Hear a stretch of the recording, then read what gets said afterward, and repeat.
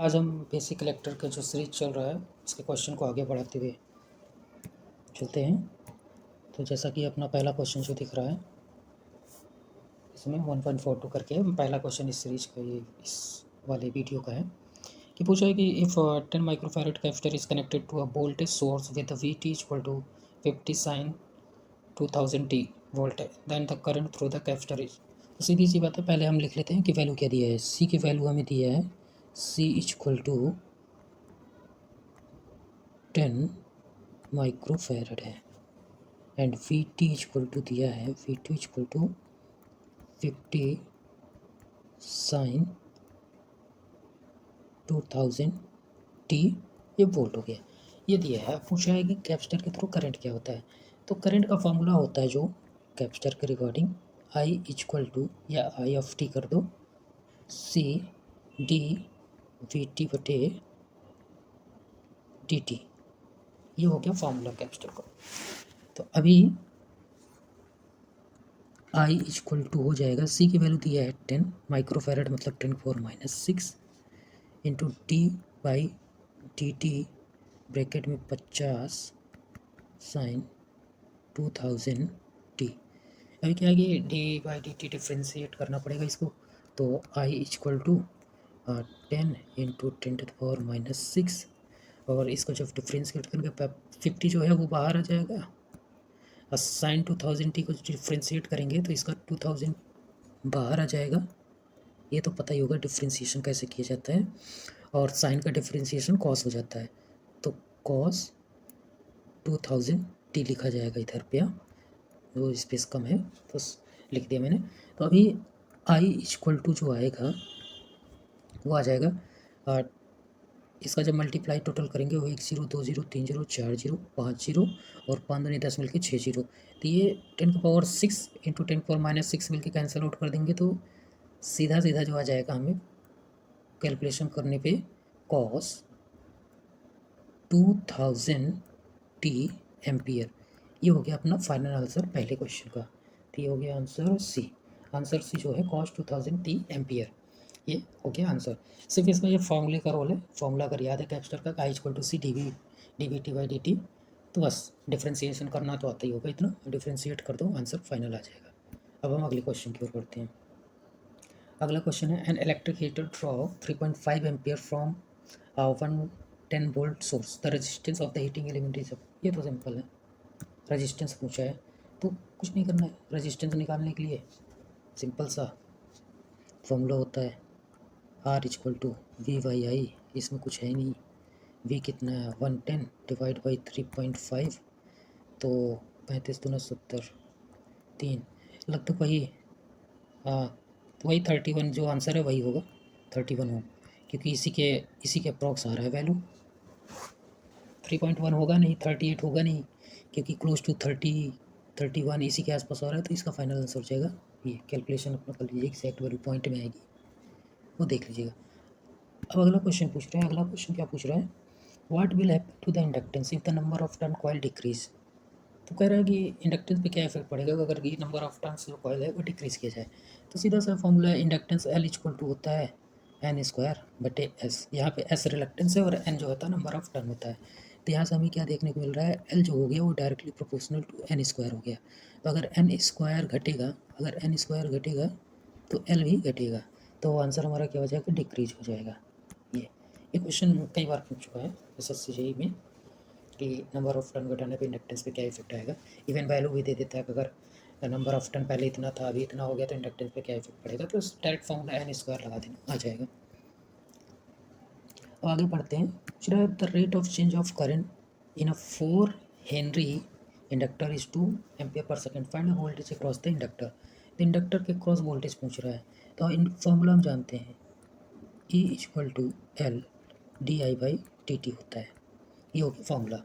तो E equal to L की value कितना दिया है 4 henry multiply by D I by D T, जिसमें आई की वैल्यू कितना दिया है डी बटे डी टी ब्रैकेट में आई की वैल्यू दिया है sorry D I by D T दिया है एम्पियर पर सेकंड दिया है। तो ये टोटल वैल्यू ही दे दिया है, D I by D T differentiate करने की ज़रूरत नहीं है। D I by D T की वैल्यू दे दिया है वो 2 दे दिया है। तो ये सीधा 4 × 2 × 8 हो गया।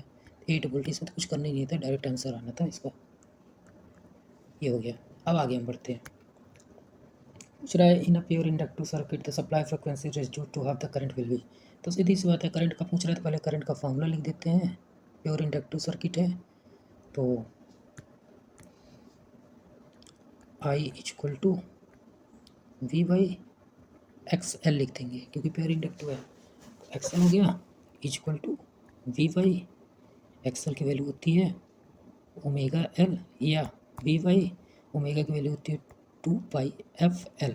अभी इसमें पूछा फ्रिक्वेंसी को रिड्यूस कर दें, फ्रिक्वेंसी आधी कर दें, तो सीधी सी बात है I directly proportional to 1/f हो गया यहाँ से, इस फॉर्मूले से अगर इससे रिलेट करें तो मतलब अगर फ्रिक्वेंसी हम आधी करेंगे, फ्रिक्वेंसी आधी करेंगे तो करंट क्या हो जाएगा, 2 गुना हो जाएगा।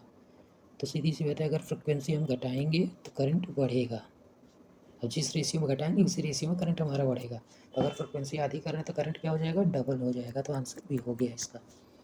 अब हम आगे बढ़ते हैं। पूछ रहा है an active element in a circuit is one which. सीधी सी बात है, एक्टिव एलिमेंट कौन होगा, जो सप्लाई लेगा या डिसिपिएट करेगा या देगा।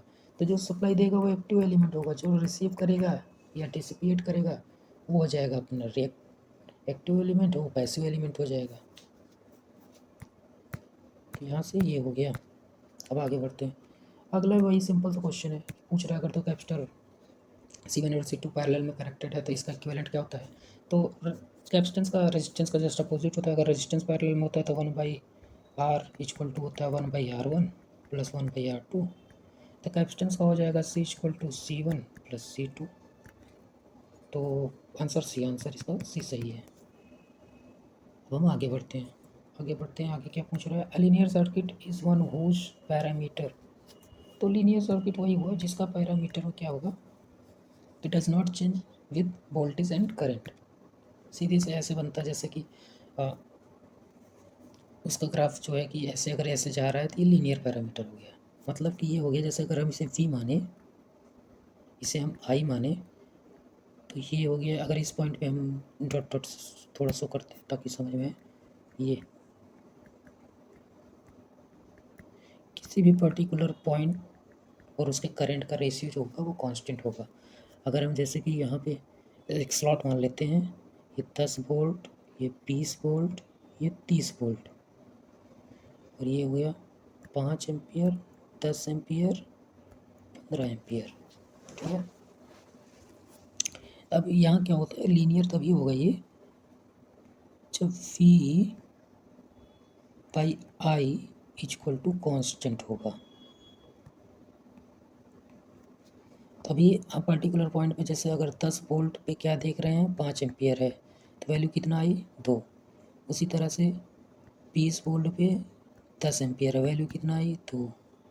उसी तरह से 30 वोल्ट पे 15 एम्पियर है, वैल्यू आई 2। तो मतलब इनका जो रेशियो है वो ऑलवेज क्या है, कांस्टेंट है। अगर कांस्टेंट है तो इस टाइप का जो एलिमेंट कह लो या पैरामीटर कह लो वो होता है लीनियर एलिमेंट या लीनियर पैरामीटर प्रदर्शित करते हैं दोनों। अब आते हैं अगले क्वेश्चन पे। अगला क्वेश्चन पूछ रहा है for the circuit Son in point P and Q. Resistance पूछ रहा है पी और क्यू के बीच में, इन दोनों के बीच में रेजिस्टेंस पूछ रहा है। तो इसमें फिगर में देख रहे हैं 1 ओम सीरीज में है, तो ये 2 ओम हो जाएगा, ऐसे 2 ओम हो गया इक्विवेलेंट। और फिर ये 2 ओम, ये 2 ओम पैरेलल में है, तो इन दोनों को मिला के 1 ओम हो जाएगा। इधर की सर्किट पूरी ख़त्म। अब ये 1 ओम और ये 1 ओम सीरीज में है ऐसे, तो ये हो जाएगा 2 ओम फिर, और फिर ये 2 ओम और ये 2 ओम देखो पैरेलल में हो जाएगा, तो ये एक ओम आ जाएगा फिर। तो आंसर फाइनल भी आ जाएगा। ये तो सिंपल है, काफ़ी सिंपल है। अब हम आगे बढ़ते हैं। सीधा सा पूछ रहा है कि अगर 750 micro ampere flowing through the 11 kilo ohm of resistance, what is the voltage drop. तो मल्टीप्लाई कर देंगे, वोल्टेज ड्रॉप निकल आएगा, इसमें कुछ करना ही नहीं है। V बराबर जो होता है I इंटू आर, तो V इक्वल टू आई कितना है, 750 इंटू 10⁻⁻6 इंटू 11 इंटू 10⁻3। ये हो गया रजिस्टेंस, ये हो गया करंट। अब इन दोनों का मल्टीप्लाई करेंगे तो V आ जाएगा, कैलकुलेटर में करते हैं, तो ये आ जाएगा 0.25 वोल्ट। ये हो गया अपना फाइनल आंसर। अब हम आगे बढ़ते हैं। अगला क्वेश्चन है, a primary cell has an EMF 1.5 volt when the short circuited is if the current 3 ampere the internal resistance of the cell। सीधी सी बात है, सेल बोल रहा है, हम बना देते हैं। ये हो गया अपनी बैटरी। बोल रहा है कि इसका जब ओपन रहता है तो इसका वोल्टेज जो होता है 1.5 वोल्ट होता है, और जब इसको शॉर्ट कर देते हैं ऐसे तो इसमें जो करंट फ्लो होती है वो 3 एम्पियर होती है। तो पूछ रहा है कि इंटरनल रेजिस्टेंस क्या होगा। तो सीधी सी बात है, जब ओपन है तो 1.5 वोल्ट हो रहा है, जब शॉर्ट हो रही है तो इसमें 3 एम्पियर बह रहा है। तो 3 एम्पियर जब फ्लो हो रही है तो कुछ ना कुछ इसका रेजिस्टेंस होगा। वो रेजिस्टेंस निकालना है तो सीधी से R equal to V open circuit बटे आई शॉर्ट सर्किट। तो R equal to V open circuit 1.5 है और शॉर्ट सर्किट करंट 3 एम्पियर है। इसको जब करेंगे तो 0.5 आ जाएगा, 0.5। तो फाइनल आंसर ये हो गया 0.5 सी वाला। अब हम आगे बढ़ते हैं। One sine wave has a period of 2 millisecond, another has a period of 5 millisecond, and another has a period of 10 millisecond. Which sine wave is changing at faster rate?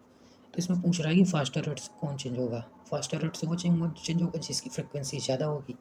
तो नॉर्मली हम फॉर्मूला जानते हैं, F is directly proportional to 1/t, जिसे time period कहते हैं। अब frequency जो होता है टाइम पीरियड की 1/t के प्रोपोर्शनल में होता है।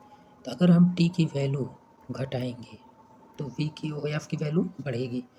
तो इसमें जो होगा जिसका टाइम पीरियड सबसे कम होगा उसकी फ्रिक्वेंसी सबसे ज़्यादा होगी।